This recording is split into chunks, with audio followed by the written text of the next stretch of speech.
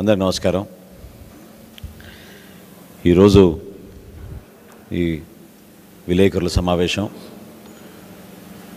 నిన్న జరిగిన NDA meeting చిల్కూరుపేట దగ్గర భారత ప్రధాని నరేంద్ర మోడీ గారు, మాజీ ముఖ్యమంత్రి పెద్దలు చంద్రబాబు నాయుడు గారు, మా పార్టీ అధ్యక్షులు పవన్ కళ్యాణ్ గారు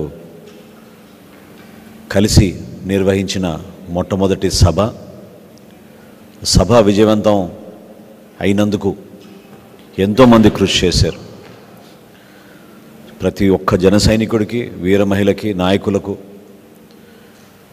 జనసేన పార్టీ నుంచి సహకరించిన ప్రతి ఒక్కరికి, తెలుగుదేశం పార్టీ నాయకులకు, కార్యకర్తలకు, అదేవిధంగా భారతీయ జనతా పార్టీ నాయకులు, కార్యకర్తలు కూడా మనస్ఫూర్తిగా జనసేన పార్టీ నుంచి మేము అభినందిస్తున్నాం, ధన్యవాదాలు తెలుపుకుంటున్నాం.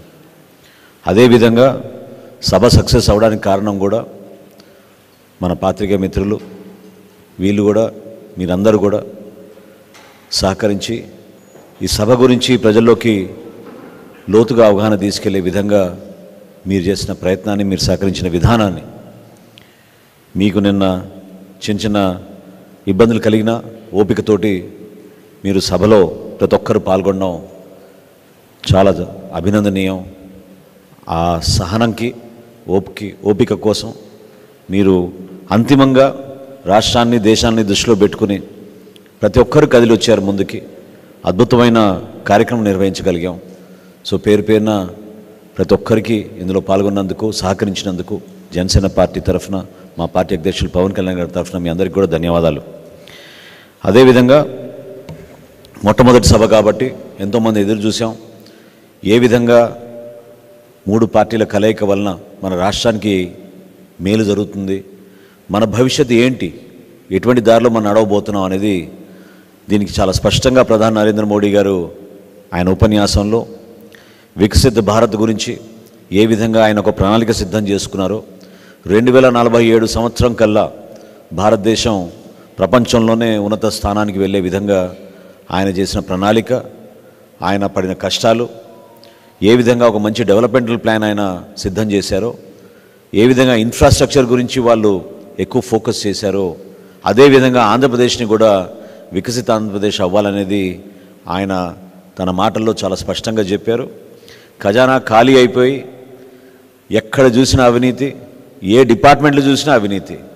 జనమేమో పాపం తెలియక ఇన్ని సంవత్సరాల నుంచి కేవలం శాండ్లోనూ, లిక్కర్లోనూ అవినీతి జరుగుతుందనే భావన వాళ్ళు అనుకున్నారు. కానీ పాఠశాలకి వెళ్ళే బడి పిల్లల దగ్గర నుంచి కూడా, ఆ శాఖ నుంచి కూడా వీళ్ళు అవినీతి చేసుకుంటూ ప్రతి డిపార్ట్మెంట్లో కూడా ఈ ప్రభుత్వంలో ఉన్న మంత్రులు, ఈ క్యాబినెట్, ఈ ప్రభుత్వం చేసిన అవినీతి గురించి కూడా ఆయన ప్రస్తావించారు.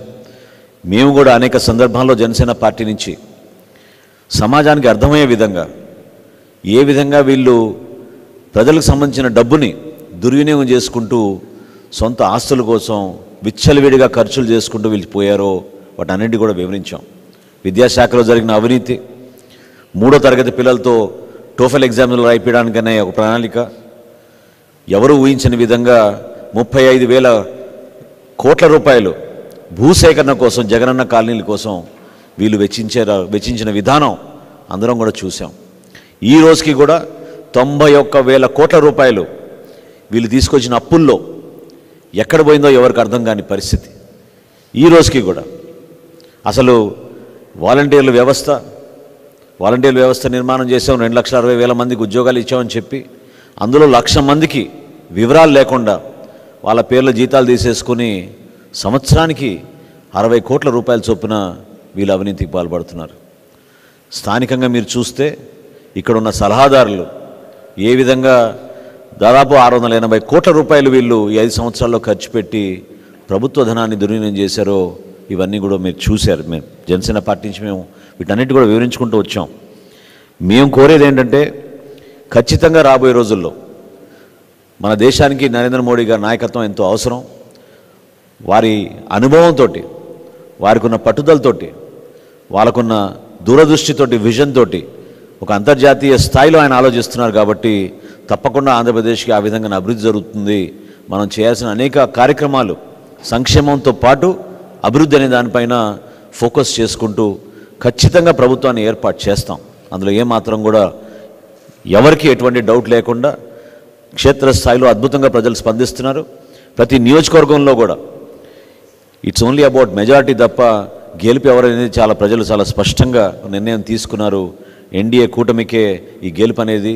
భారతీయ Janata party, Telugu Desam party, Janasena party కలిసి ఈ కార్యక్రమాన్ని ప్రజల్లోకి అద్భుతంగా తీసుకెళ్లే విధంగా మేము కృషి చేస్తాం. రాబోయే రోజుల్లో నిన్న మీరు చూసిన సభలో చాలా వరకు కొన్ని ఇబ్బందులు దేనివల్ల కలిగిందని మేము కూడా రాత్రి నుంచి విశ్లేషించుకుంటే ఇది కేవలం పోలీసుల వైఫల్యం, అందులో ఏమాత్రం డౌట్ లేదు. మేము అనేక సందర్భాల్లో అక్కడ స్థానికంగా ఉన్న సెక్యూరిటీ మెజర్స్ పైన, మా కోఆర్డినేషన్లో జరుగుతున్న కొన్ని అంశాలపైన మా నాయకులు అక్కడున్న పోలీసు అధికారుల దృష్టికి తీసుకెళ్ళినా కూడా అసలు ఊహించని విధంగా వాళ్ళు ప్రవర్తించుకుంటూ వెళ్ళారు. అసలు నేను మొట్టమొదటిసారి చూస్తున్నాను, ప్రధానమంత్రి గారి సభకి పాసులు బ్లాంక్గా ఇచ్చారు, పేర్లు లేవు, ఫోటోలు లేవు.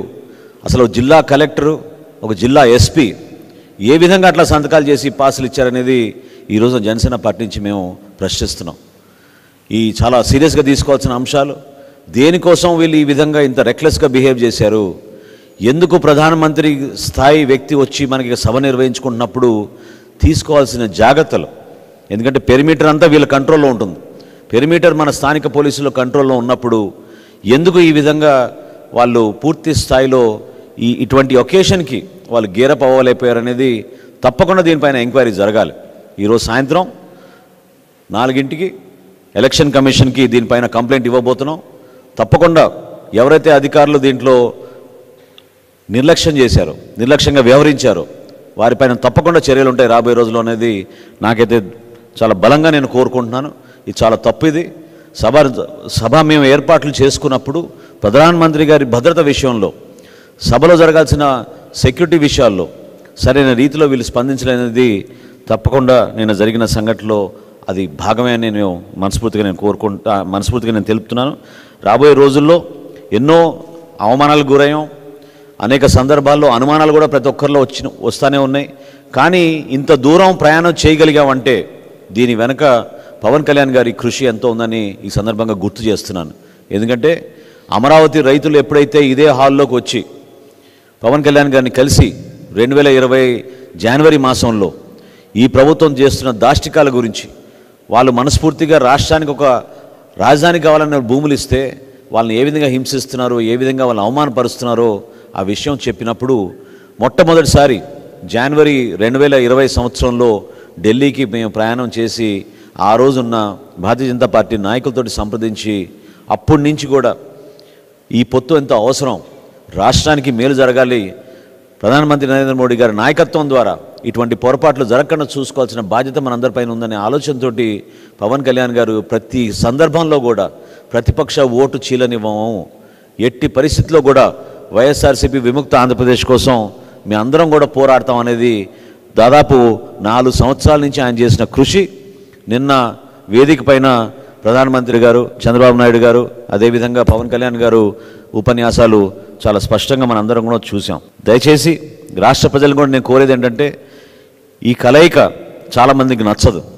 రకరకాలుగా వివిధ కోణాల నుంచి ఇబ్బంది పెట్టడం కోసమో, అనుమానాలు సృష్టించడం కోసమో సోషల్ మీడియా ద్వారా కావాలని చెప్పి కొన్ని విషయాలు వీళ్ళు ప్రజలకు తీసుకెళ్ళడానికి ఒక విష ప్రయత్నం చేస్తూ ఉంటారు. దాన్ని దయచేసి మీరందరూ కూడా పట్టించుకోవడమే కాదు, ఖండించాల్సిన అవసరం ఉంది. ఎందుకంటే ఇక్కడ పదవుల కోసమో సీట్ల కోసం కాదు ఈ పొత్తు కుదుర్చుకుంది. ఈ పొత్తు కుదుర్చుకుంది ఖచ్చితంగా మన భవిష్యత్తు కోసం, ఆంధ్రప్రదేశ్ అభివృద్ధి చెందాలి, మంచి రోజులు రావాలి మన ఆంధ్రప్రదేశ్కి అనేది చాలా స్పష్టంగా పవన్ కళ్యాణ్ గారు ఆశించిన విధంగా ముందుకెళ్తాం. ఈ యాత్ర లేకపోతే ఈ కష్టపడి చేసిన ఈ ప్రస్థానం నిన్న పవన్ కళ్యాణ్ గారు అన్న ముఖ్యమైన 3 మాటల్లో నేను చెప్పి ముగిస్తాను. అదేంటంటే, ధర్మానికి ఇది విజయం, పొత్తులకు ఇది గెలుపు, అదేవిధంగా కూటమికి ఇది పీఠం అనే ప్రధానమైన 3 అంశాల గురించి ఆయన మాట్లాడుతూ ఈ విషయం చెప్పారు. ఇవి దీంట్లో 100% మనం అర్థం చేసుకోవాల్సింది ఏంటంటే, మేము చేసిన ఈ ధర్మ పోరాటం అదేదో స్వార్థం కోసమో, సీట్ల కోసమో, భవిష్యత్తులో పదవుల కోసం కాదు. ఈ ధర్మాన్ని నిలబెట్టాలి. ఎట్టి పరిస్థితుల్లో లా అండ్ ఆర్డర్ అనేది ప్రతి ఒక్కరికి సమానంగా మనం ప్రతి పౌరుడికి గర్వపడే విధంగా వ్యవస్థని కాపాడాలనే ఉద్దేశంతో మేము చేసిన ఈ ప్రయాణం, అందులో ప్రధాన పాత్ర పోషించింది పవన్ కళ్యాణ్ గారు. తప్పకుండా రాబోయే రోజుల్లో ఆంధ్రప్రదేశ్ ప్రజలకి ఒక మంచి భవిష్యత్తు ఉంటుంది. నరేంద్ర మోడీ గారు చేపట్టిన అనేక కార్యక్రమాలు, డబుల్ ఇంజిన్ సర్కార్ అని ఏదైతే ఆయన అన్నారో అది ఖచ్చితంగా 100% ఆంధ్రప్రదేశ్లో వచ్చి ప్రతి కుటుంబానికి మేలు జరిగే విధంగా ఒక మంచి ప్రభుత్వం స్థాపించబోతున్నాం. కేంద్రంలో ఎన్డీఏ ప్రభుత్వం ఖచ్చితంగా ఏర్పడి 400 సీట్ల పైన మొట్టమొదటిసారి చరిత్ర సృష్టించే విధంగా వీళ్ళు ముందుకెళ్తారనే నమ్మకం మా అందరిలోనే ఉంది. రాష్ట్ర ప్రజలు కూడా ఒక అంకిత భావంతో మేము పనిచేస్తున్న తీరుని గుర్తించి మరింత మీరు పెద్ద మనసుతో ఆశీర్వదించి రాబోయే రోజుల్లో జనసేన పార్టీ తరఫున, తెలుగుదేశం పార్టీ తరఫున, భారతీయ జనతా పార్టీని నిలబడిన అభ్యర్థులందరినీ కూడా మీరు ఆశీర్వదిస్తారని ఈ సందర్భంగా కోరుకుంటూ మరొకసారి ప్రతి ఒక్కరికి ధన్యవాదాలు తెలుపుకుంటూ సెలవు తీసుకున్నాను.